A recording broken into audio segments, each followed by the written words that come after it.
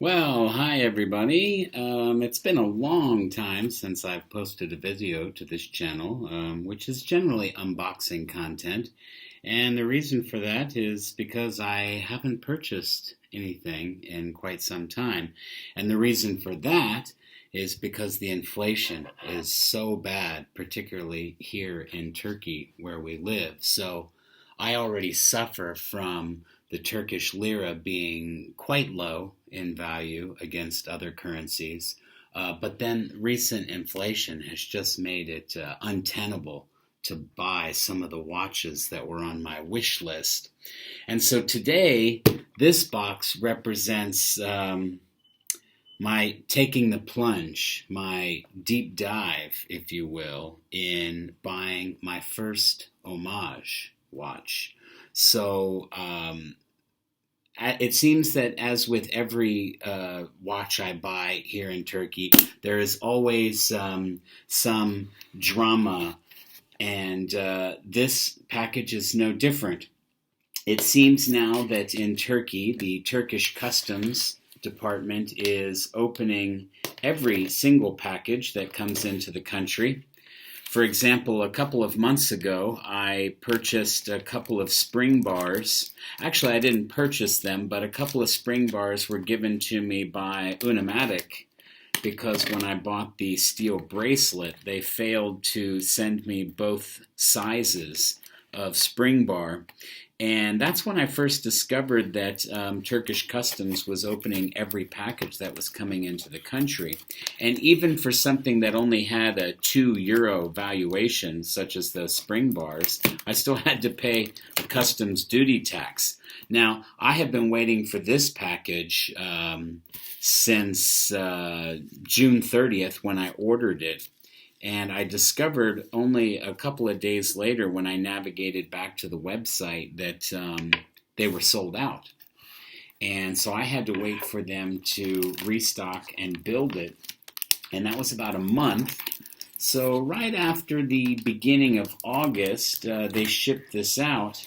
But I made the monumental mistake of selecting the free shipping option, which meant that when it arrived here in Turkey, the Turkish post took over the task, and they move at a snail's pace. And not only that, but they have their own customs department, and I had to visit customs on 2 different occasions just to clear this watch and the watch that I'm wearing, which shall not be named because well, the brand itself doesn't like when you mod it. I had that sent out for service, and that is another whole saga. The watch that fooled customs not once, but twice. And that's another story. So I said this is my first homage, and what is it? It's a Seestern.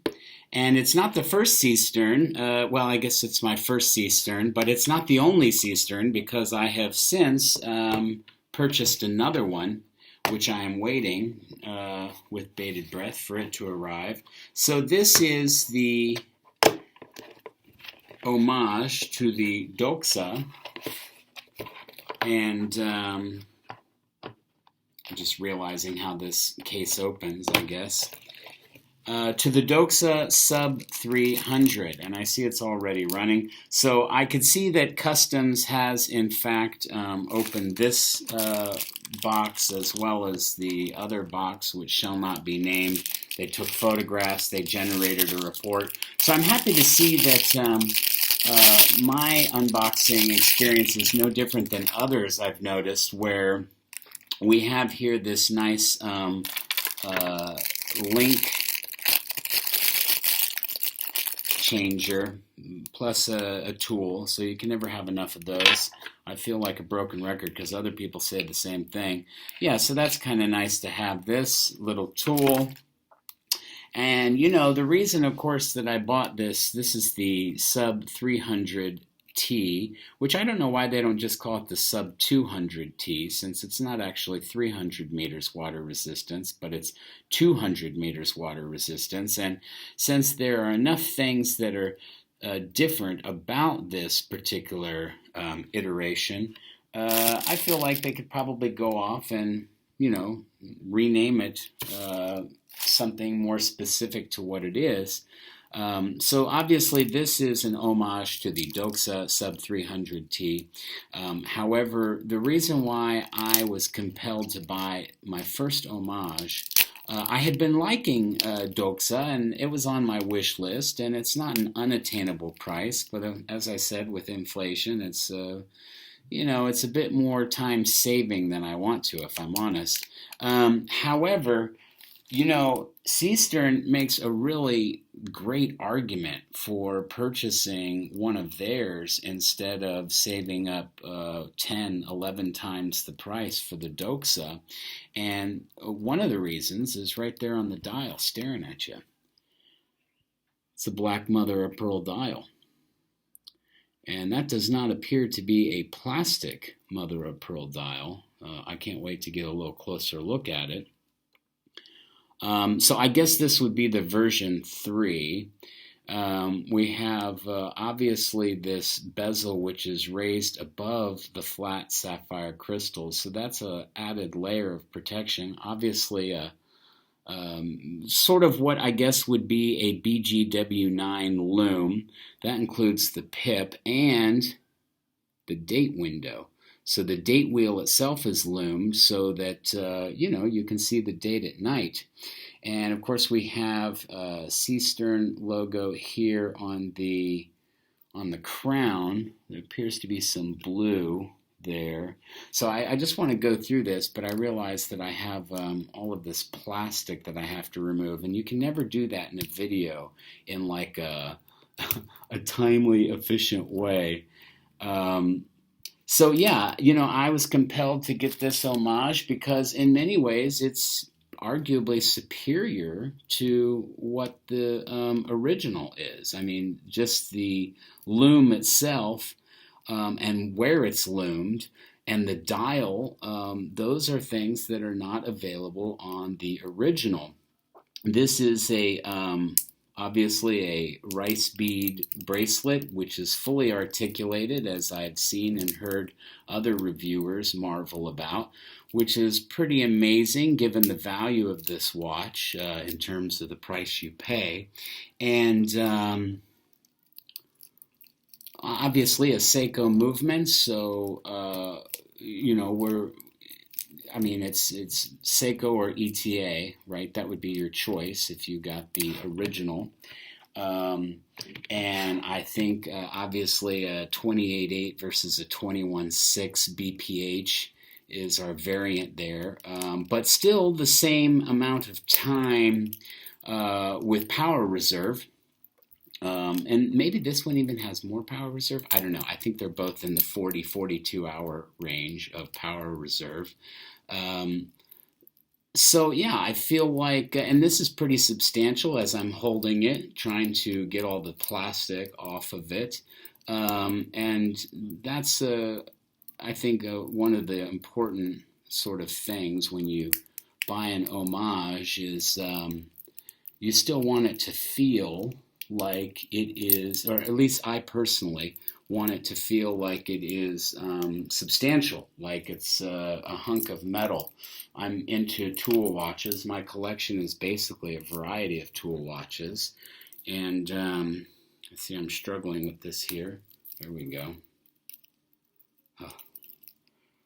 Okay, so as I'm feeling the bracelet, fully articulated beads of rice bracelet, as they talk about. So that's fully 7 different layers or rows of fully articulated metal. And of course it's solid. I think that the case back with the, the Uragawa wave, right? The little Seestern jumping in there, the little starfish jumping in. That's a really cool little touch. some companies do kind of a poor job with their case back in terms of what they're trying to communicate, and I think that that's a really genius idea there to have that on the case back of all their models. Yeah, it feels pretty substantial. I'm going to go ahead and try it on the wrist now. So, yeah, I mean, for a long time, I have been one of those guys that said that the word homage was just a substitute for replica. However, there are these variant differences, yeah? So, okay, I noticed that even though there is anti-reflective coating on the sapphire, evidently the way that I have my monitor, it's really, really hard to see. But anyway, yeah, I like the offset branding there. It does mirror what Doxa is doing, but I like the subtlety. Some people wish there was the starfish on there. I like that very small sort of Seestern, and then over here we have the automatic and the water resistance indication there. Everybody loves the bezel. As I'm actuating the bezel, I am a little surprised how it feels. Sounds pretty good, but it is a lot softer than I thought. And mine appears to line up just right with the 12 o'clock. Now, I think the version that I have of this, of course, it's currently set to 10 minutes to 10, so we can't even see the hour hand. But let me go in here and see if I can move it around. I know that the previous iteration, people complained that the hour hand was too small, and so now I think that they've increased the size of the hour hand. I don't know if that's true, so I'm just setting it to 10 o'clock now so we can see it.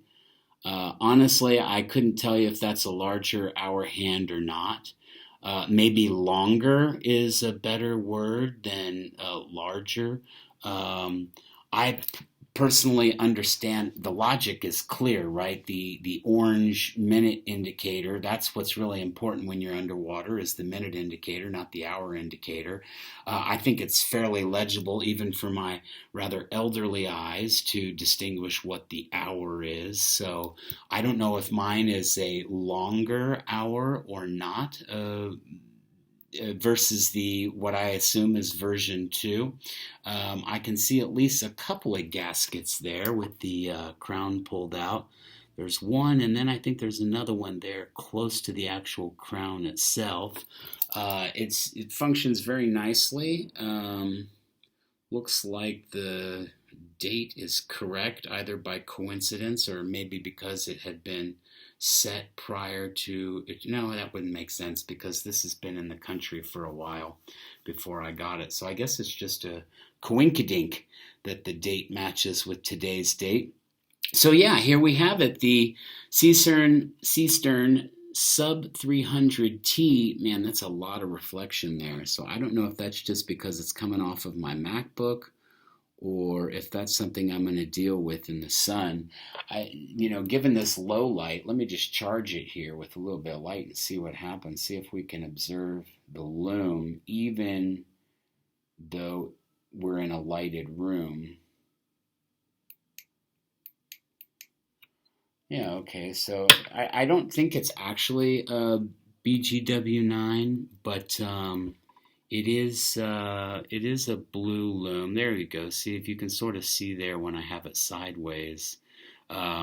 Obviously, a proper lume shot would be in a darkened room, but I'm sort of fixed here in front of the MacBook, and so I don't really want to do that in an unboxing video. But anyway, thanks for coming out. What do we got here? A warranty card, which I got mine actually from Sugas, which is the parent company to Seestern.